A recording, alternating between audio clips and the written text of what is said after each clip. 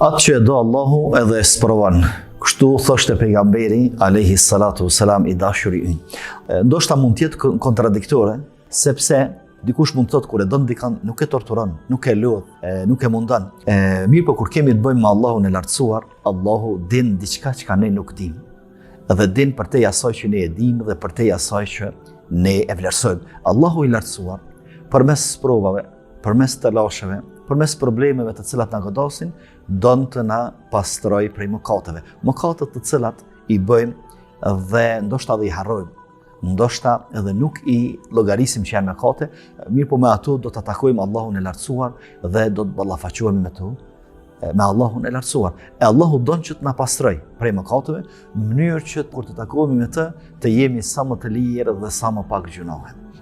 Dhe pikrisht për këtë e bën Allahu i lartësuar. Nga se i dërguari Allahut alayhi salatu wassalam thot, në ditën e gjykimit, njerëzit të cilët nuk kishin sprova, kur t'i shohin të sprovuarit, të cilët Allahu u afshin gjunohet, u arrafshon gjunohet për shkak të sprovave që i kishin në këtë botë, do të dëshironin sikur t'u vinin sprova qashtë rënda, sa që dhe t'i shkulej mishi nga trupi, vetëm edhe ata ta përjetojnë këtë ndjenjë të fshirjes së gjunoheve, mëkateve dhe lirimit prej tyre. Pastaj pejgamberi alayhi salatu wassalam gjithashtu thot, nuk ka sprov, nuk ka mërzi as vujtje që e godet besimtarin, vetëm se Allahu me të i afshin mëkatet ose dhe ja ngrit shkallët në botën tjetër në xhenet. Madje thot edhe therra e vogël, edhe dhimbjen e vogël që e shkakton kur e shpun besimtarin, edhe me atë Allahu i lartësuar i afal gjunohet besimtarit. Kështu që Allahu të ka dasht dhe të ka sprovu.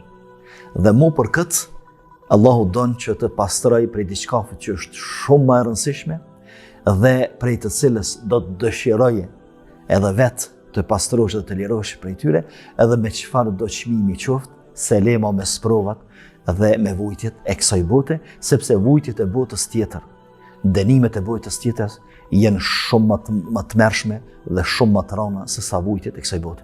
Andaj Allahu i lartësuar me pak mundim, me pak lodhje, don të na liroj nga dënimi i madh i botës tjetër. Andaj je i sprovuar, të ka dashur Allahu me sprovat, po t'i fshin mëkatet dhe don që t'i ngrej shkallët e mirësisë në botën tjetër.